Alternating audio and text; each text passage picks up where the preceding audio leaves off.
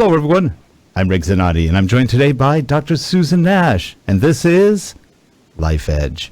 Because life just doesn't have to be mediocre, though it can be, but it's not as much fun. Susan, how are you today? I'm great. I'm thrilled about our guest today, and you look wonderful, and everything does too. Everything else does too. So here we go. Here's our intro.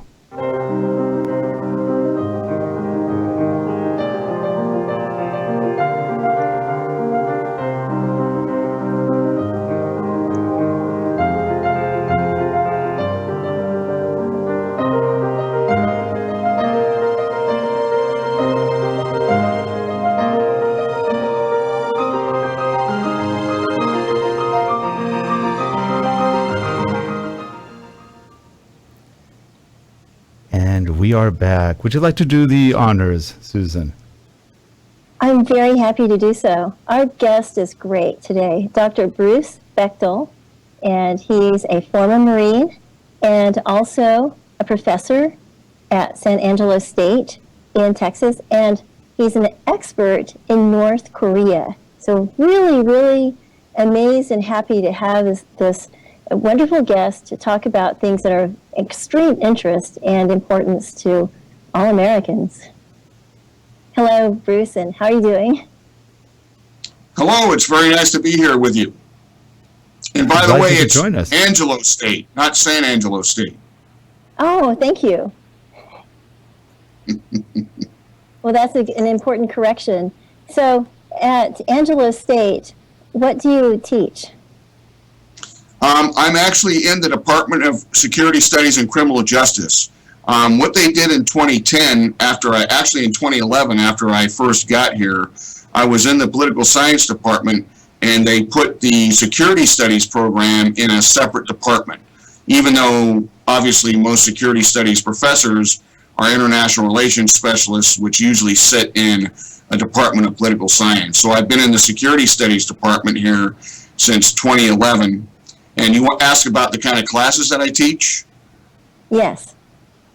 I teach really two types of classes, or we do, the professors in this department. We teach classes on national security issues such as human rights, weapons of mass destruction and proliferation, transnational issues, weak and failing states, stability and peacekeeping operations, rogue nation states, etc. We teach those kind of courses, and we also teach regional studies. So we have regional studies courses on the 5 key regions in the world: Europe, Asia, Africa, Latin America, and the Middle East.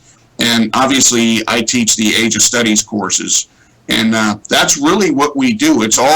I teach 2 graduate classes and 1 undergraduate class every fall and every spring, and I'm usually the thesis advisor for about 4 or 5 students a semester as well.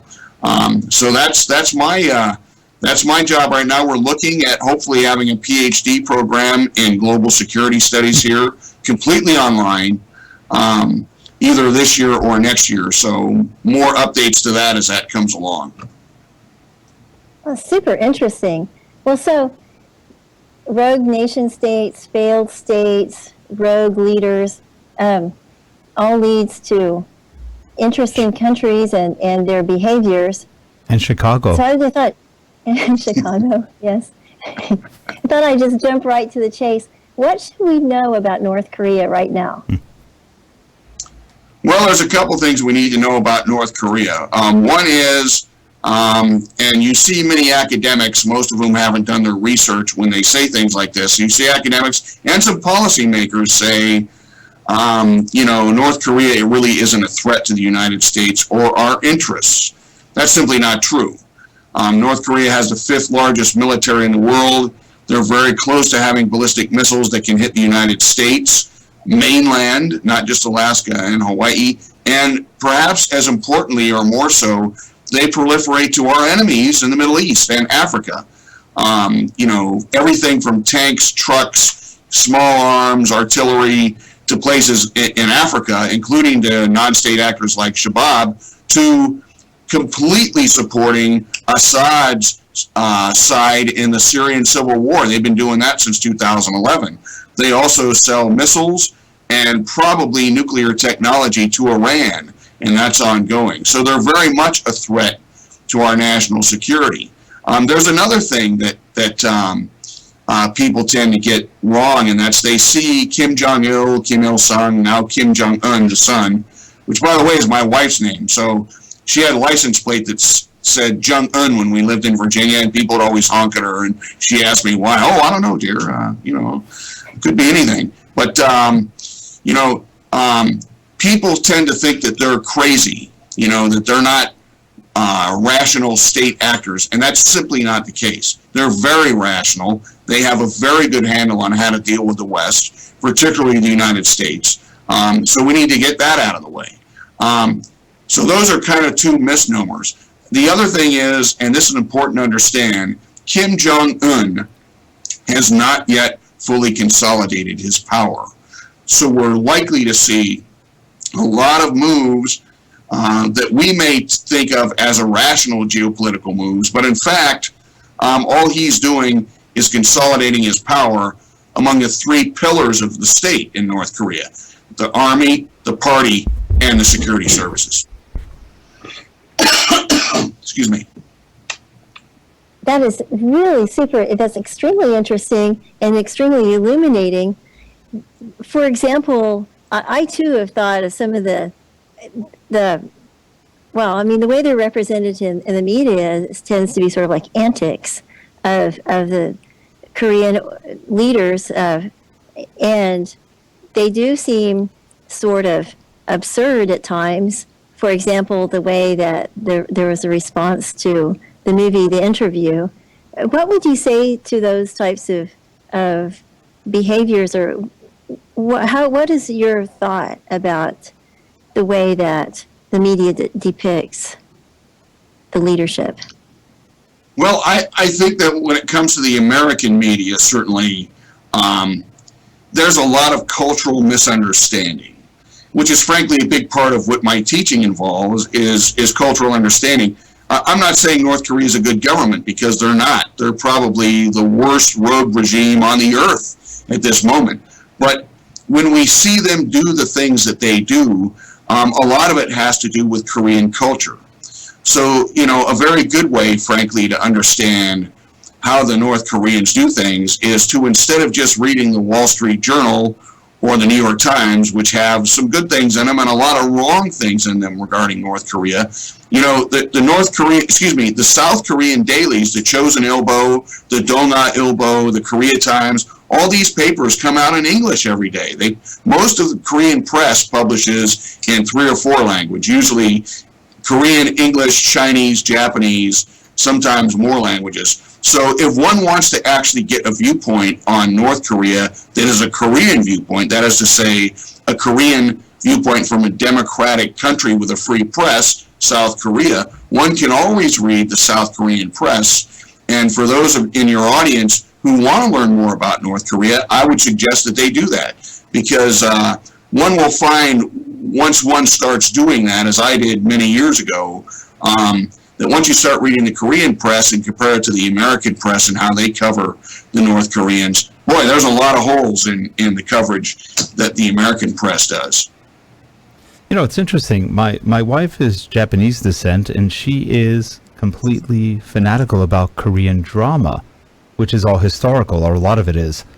And if you look at, and a lot of it's based loosely or somewhat seriously on history, but they have been going through regime after regime after regime, after kingdom after kingdom after kingdom for centuries, a very long time. So it looks almost like we're just a small spot in time with having these two regimes, or if you will, just the Northern Korean regime. How would you say that differs from some of the regimes that came before it? And what actually caused this regime to really spring up? Well, good question. I mean, actually, the Koreans as a people have had several different types of kingdoms, but the Chosun dynasty, also called the Lee dynasty, was founded in 1386, and it lasted all the way until 1905, when the Japanese basically moved in and took over forcefully. And the king, or Huang, as they would say in Hangukmal, had to take refuge in the Russian embassy, and then the Japanese officially annexed the Korean Peninsula in 1910. So they actually had a lot of stability there for a long time, and that period, 1386 to 1905, is really what had the most impact on Korean culture and society. Now, why do I bring this up? Because when the Japanese moved in force in 1910, they totally dismantled the way Korean society was set up. In other words, the Koreans were ruled by a royal family, which had been in existence, as I said, the Lee family, since 1386, and they had a series of knights or nobles, if you will, called Yanban. And the Yanban class were the guys who actually ran the show, the royalty, the nobles. Well, the Japanese dismantled the Yanban class and replaced them essentially with Japanese military officers. They did a lot of good things too, but I mean, not the Koreans will tell you. So the bottom line is, Korea's had several phases. We had the Kogyo Kingdom, we had the Three Kingdoms era, but since the 1300s, it's really been that society that you see having an impact on their current culture. And by the way, when you watch Korean drama, that's usually what they're talking about. What the dramas are about is during that time period. And I'm glad you brought that up, because as you and Susan know, my favorite person in the whole wide world is my baby girl, Sarah Beth, who is now a student at the University of Iowa. Go Hawkeyes. And she, in Iowa, you have to take a foreign language for 4 years. While my daughter's a senior, she's been taking Korean all 4 years. Of course, she grew up speaking Korean with my wife. And she actually does the English dubbing for some of those Korean dramas that you see on the internet and on TV.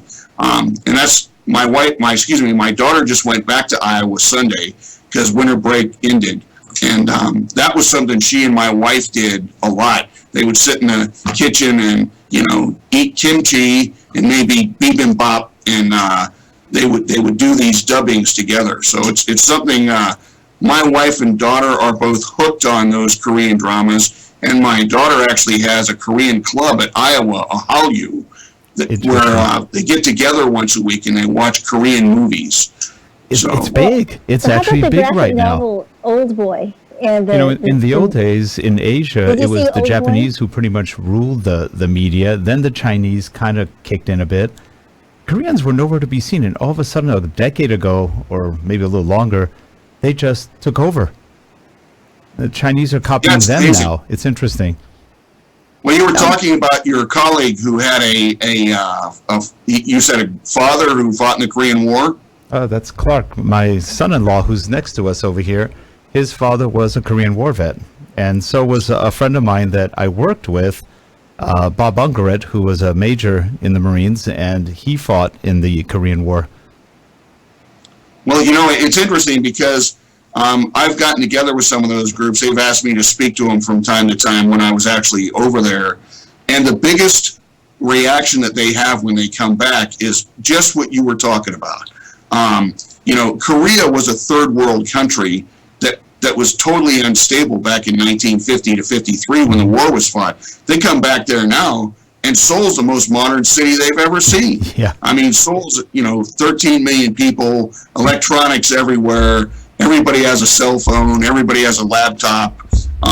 It's an incredible, for some, it has been my pleasure to have watched this whole thing evolve since 1978, which is the first time I was over there.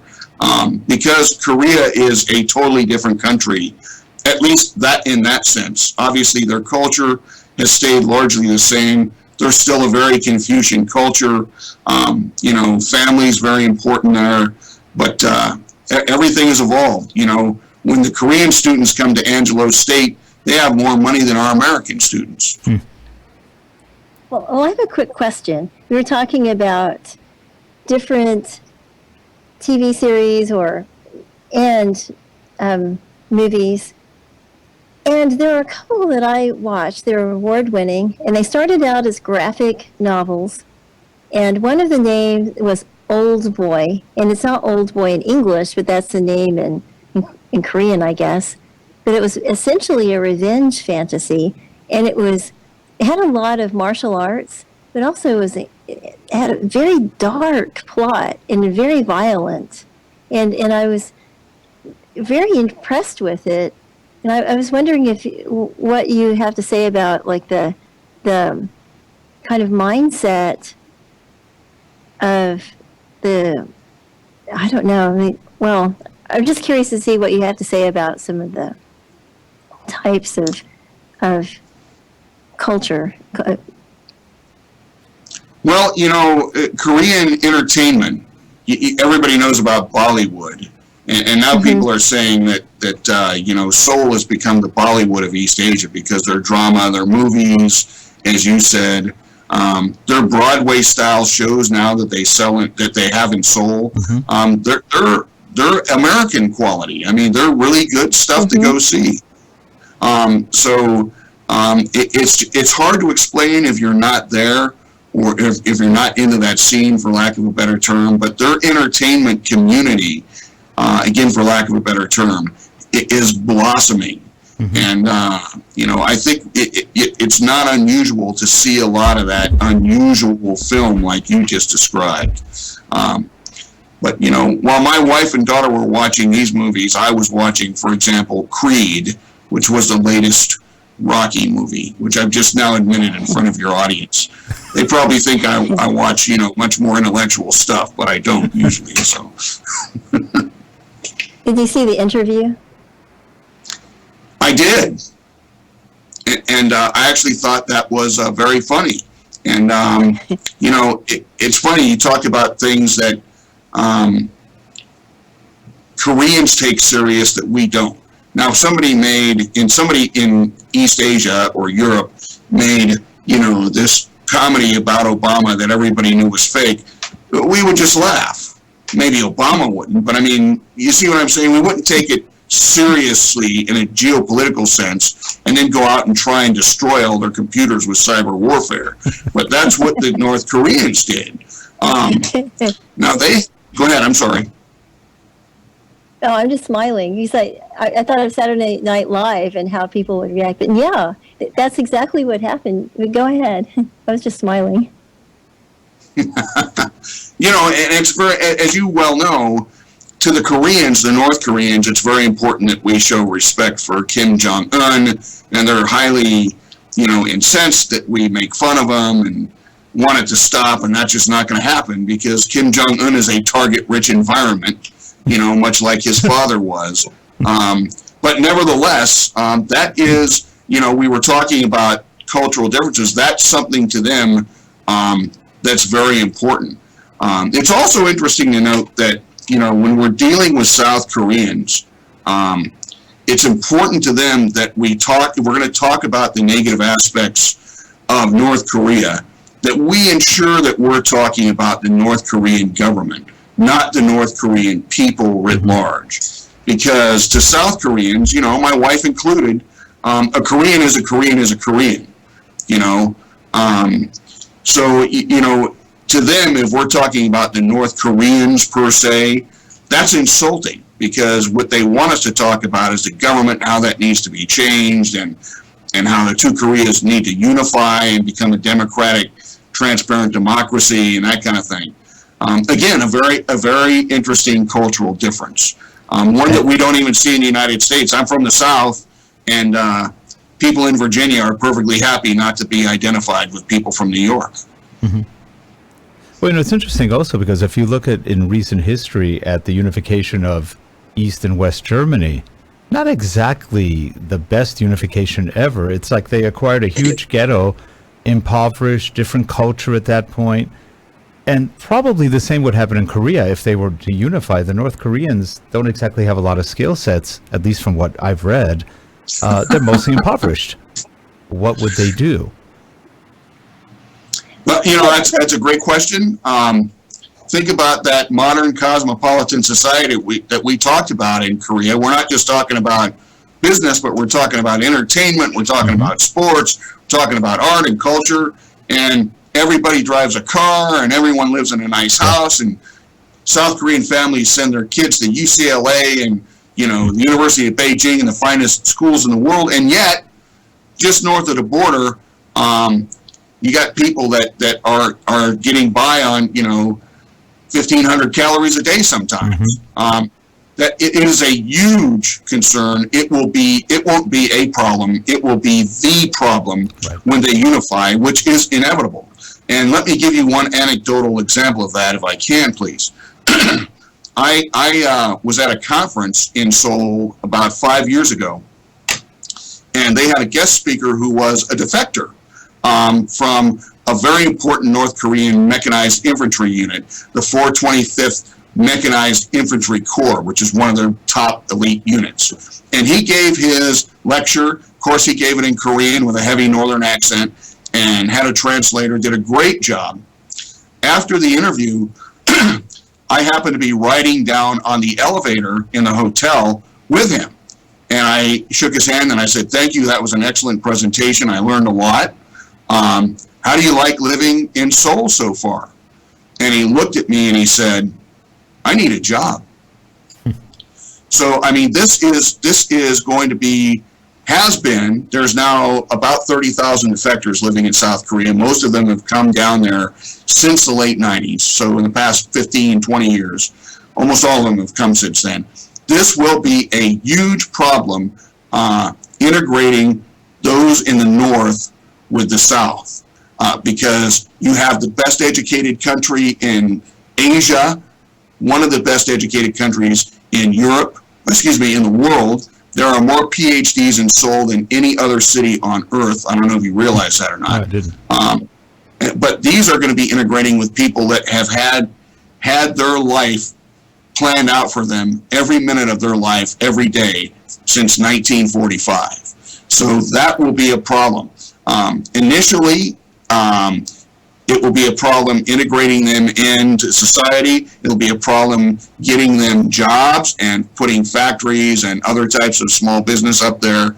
And my guess is that will probably take about a generation. Yeah. There's also obviously malnourishment issues up north as well. So if we're going to look at it that way, and I've said this to my Korean friends, we can't they cannot get started until the two countries unify.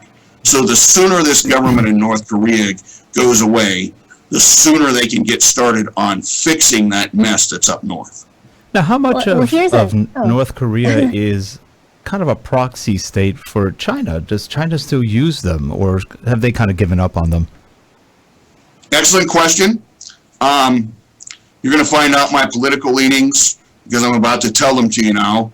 I have actually written several policy papers for the Kasich campaign, which seems to be doing real well thanks to my advice, because I think they have about 2% of the vote overall so far. You guys can laugh now. Good job. But one of the things that I advised them in one of my papers was policymakers need to stop saying we need to pressure China to pressure North Korea. And please allow me to explain why. China has more, what's the word I'm searching for? China has the ability to pressure North Korea more than any other country on earth. We know that.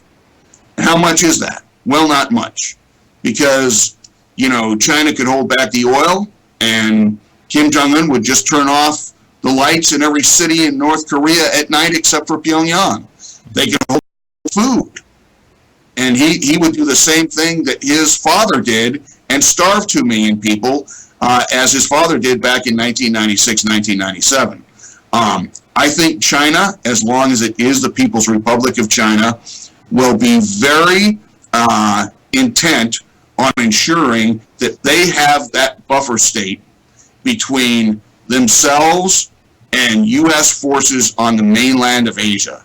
That's why the Chinese like having North Korea there, as long as there's a communist government there.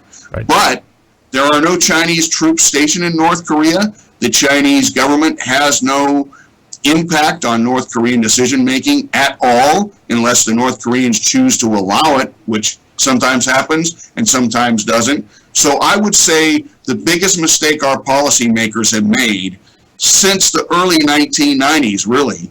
And I'm talking about both Democrats and Republicans. The biggest mistake they've made regarding North Korea is to think that we could get China to put any real pressure on them, because even if they wanted to, they don't really have that capability. Now, you made a comment earlier that the Korean Army is the fifth, or the Korean Armed Forces are the fifth largest in the world. And I remember they made that argument that the Iraqi forces were the fourth largest army in the world, basically a proxy army for the Russians almost. They were trained heavily, especially in tank warfare by the Russians. And our military basically in 3 weeks, twice took them out with not a lot of effort. And it was interesting, 'cause I have a theory that right after they took them out the first time in Desert Storm, the Russians fell shortly thereafter. And I think that's probably because their military lost so much face. Just a theory. But the Russian military looked like trash in that one. Our tank commanders wiped out their tanks. And we went, that's sort of interesting. I know tank commanders from that time. And they said the Russians didn't know how to maneuver. And I wonder if the Korean Army, no matter how big it is really not proven in a war environment. Well, they're not proven in a war environment. That's true. I mean, there hasn't been a large-scale force-on-force conflict on the Korean Peninsula, as you know, right, since 1953. Mm-hmm. They continue to conduct small-scale provocations, as you know, but they haven't been in an actual shoot-'em-up, bang-bang, division-on-division war since 1953. Right. And now, you can have the Chinese, for that matter. Well, the Chinese fought a war against Vietnam in 1979, which they did not do very well in, by the way. I mean, they decided they were going to teach the Vietnamese a lesson, and the PLA itself got taught a lesson in that one. But you're right. I mean, other than that, they have not fought a major war since the Korean War. They fought in themselves.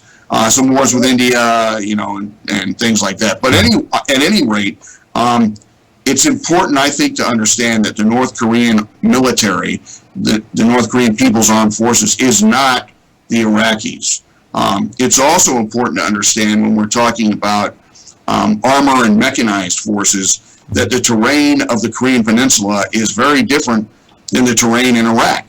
True. So the strategic battles, the tactics would be much different.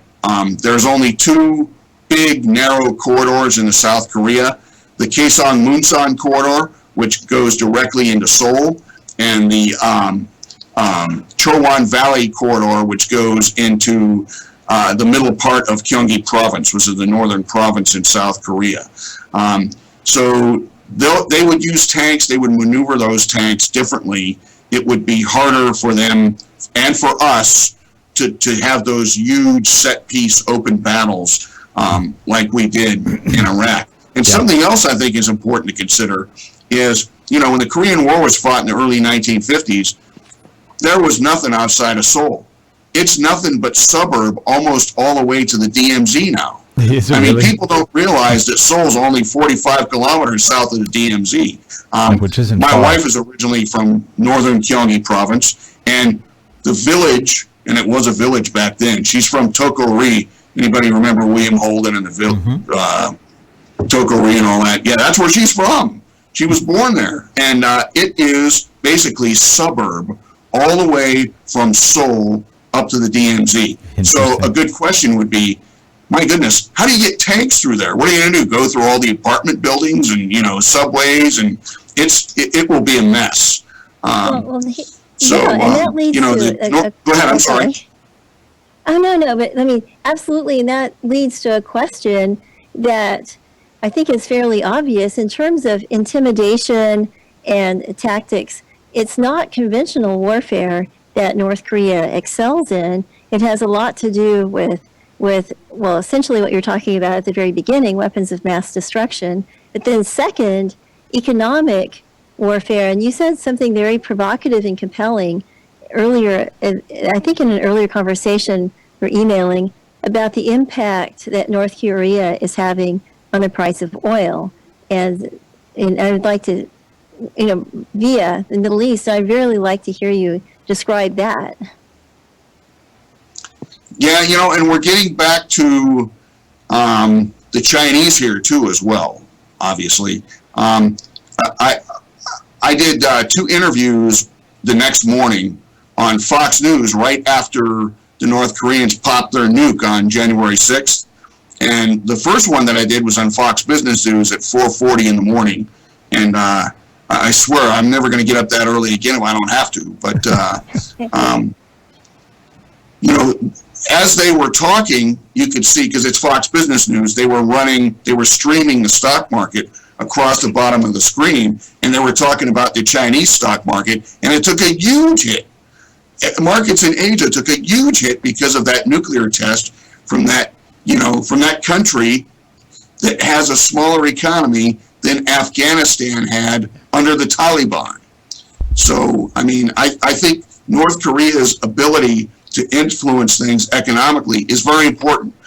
Something else that's important to understand, I think, is that 40% of their economy is illicit activity. That is to say, illegal drugs, illegal cigarettes, counterfeit $100 bills, and the biggest market item, which is military proliferation. Tanks, trucks, planes, missiles, nuclear components, etc., ships. That's 40% of their economy. They don't even operate in the international economic system for the most part. They go through phony front companies. They use people from third countries to open bank accounts for them in places like Singapore and UAE. And by the way, my next book is about this.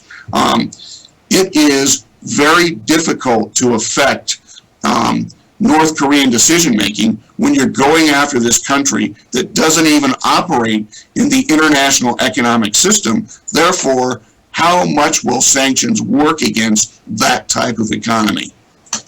Well, you also made a point in some of your other talks that I've heard that Kim the son really doesn't have total control over all of the different branches of government, has done major purges of anybody related to either somebody he considered dangerous or just people who may have been in there too long that he didn't trust. Now, those purges can work to a point, but it also leaves a lot of resentments all around unless you get rid of every single family member, which sometimes they do. How at danger is he? I'm sure the people are not all that happy with him. I don't know how brainwashed they are, but how at danger is he of being overthrown? Well, I think he is more at danger than any Kim has been since 1945. The question is, what degree does that danger reach? And let me give you an example. I was eating at a Thai restaurant on Columbia Pike in Arlington, Virginia, and this was back in 2000. I want to say, because it was right after Kim Jong-il's first stroke. And my friend, who was Korean from Seoul, Pak Soon-jae, he said to me, Bruce, Kim Jong-il is significantly weaker than his father, Kim Il-sung, was. There is no doubt that whoever succeeds him will be weaker than Kim Jong-il. The question is, and that question exists today, still, how much weaker is he than his father? Because depending on how weak he is compared to his father, he may not be able to control those institutions that run the country. And when that starts to happen, if it starts to happen, the country will likely implode. This country cannot run without a dynastic Kim family regime. It's just never run any other way. And really what we're looking at, even though they call themselves a socialist state, and certainly they treat their people that way, really what we're looking at is a royal family here. That's the way it's been since 1945. Interesting. So, Susan. was it true that his father had many holes in one in golf? Well, of course it's true. I mean, you've seen him. He's all of 5'3", weighs about 300 pounds. I remember Susan, reading the golf courses are smaller than ours. You have to remember that. I think it's called miniature golf. He got it through the windmill, one shot. And nobody really golfs in North Korea except for the elite.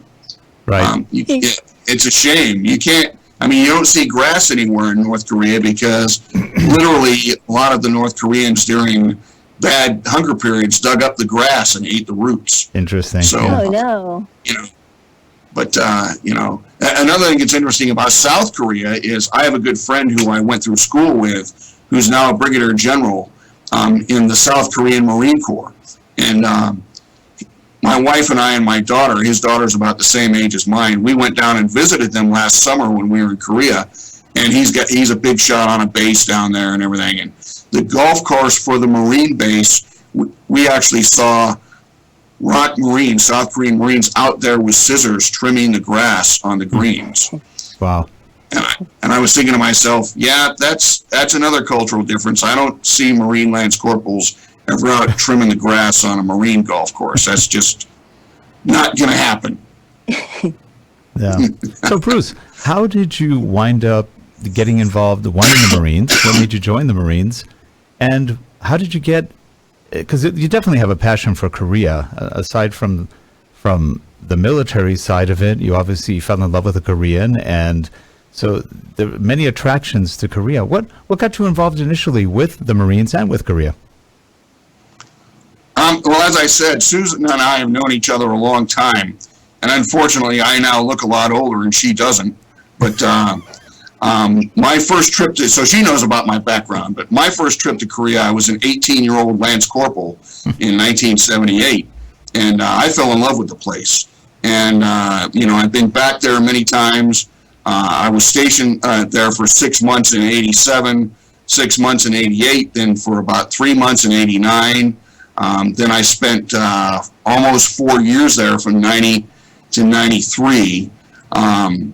And met my wife in 88 and started dating her in 89 and then asked her to marry me in 91. So I move slow sometimes. But that really, obviously, I really enjoyed Korea. Well, I did, you know, I'm a former intelligence guy. I was a SIGINT guy, signals intelligence, when I was in the Marine Corps. And as Susan knows, when I retired, I worked for the Defense Intelligence Agency for 6 years. So having spent a lot of time there, that was my specialty. That was my research focus when I was an intel guy. When I retired from the Marines in 97, I remember going to work in my interview in the Pentagon, and they asked me, you know, where I wanted to work. And I was talking about, I was really into Central Asia at the time. I had studied a lot about Central Asia in my master's program at Catholic University. And so I was talking about, I was interested in you know, the ongoing civil war in Tajikistan at the time, and, you know, what's going on with the Karimov regime in Uzbekistan, etc. And they just started laughing. You know, the guys in the room that were interviewing me, the chief guy interviewing me said, "You're Bruce Bechtol, right?" And I said, "I am." And he said, "You're a Korea guy. You want to come to work at DIA, you're going to be a Korea guy." And so it was at that point that I realized, well, there's my research interest. I guess that's what I am. And so that was when I did my PhD. That was the focus of my dissertation, U.S. policy vis-a-vis the Korean Peninsula. And, you know, I travel to Korea still 2 or 3 times a year at a minimum, and have a lot of Korean friends. And my focus, my research focus, is really on 2 things. Obviously, North Korea. And the second thing is the Republic of Korea, U.S. alliance. I study the ROK-U.S. alliance a lot because that's obviously our key deterrent against aggression from North Korea. And so that means I still have a lot of friends and a lot of ties over there. That's interesting. Actually, it's sort of funny. If you look at the last 8 years at least, I'm not sure any country feels all that comfortable with any of our alliances the way we've been acting. Now, that doesn't mean our military acts that way, but our government has been acting that way, which is sort of odd.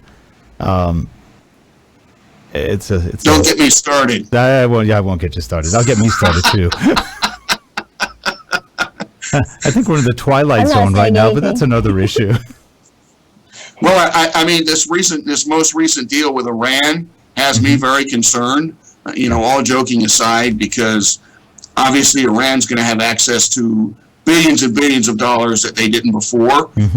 Although that's never been something that's hindered them from their proliferation agreements with North Korea, because they've always just sold North Korea oil when they didn't use money to pay for arms and technology.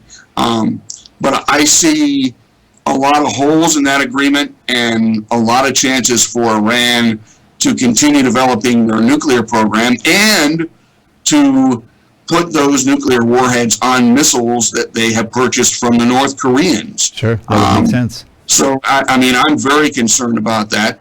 I'm actually visiting Israel in March to do research, largely on, North Korean proliferation to Iran, Syria, Hamas, and Hezbollah. And I'm sure that will be a major part of our discussion is, how is this new agreement the United States has made with Iran affecting their fears about proliferation from North Korea? And I have the feeling they're not going to be very happy about that. Yeah. Yeah, it's going to be interesting.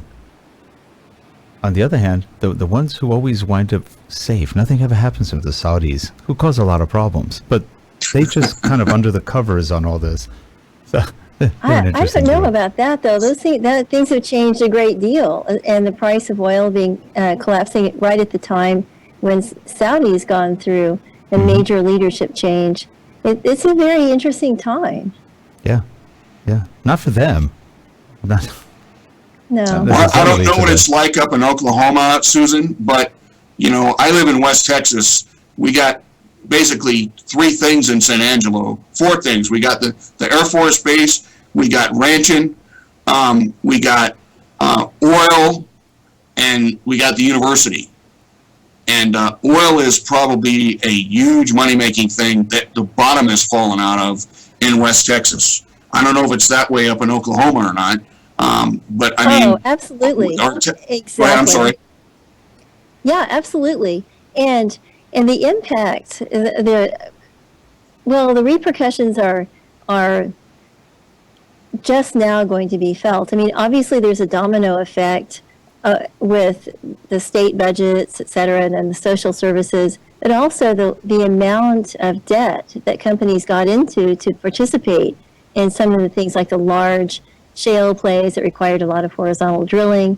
So we're going to see a lot of things happen, and we, at the same time, we're seeing all of the producing countries all producing full out. I mean, in the 2000s, we were kind of spared oversupply, because there were different countries that weren't producing well, like Libya, Egypt, Algeria, Iraq, Iran.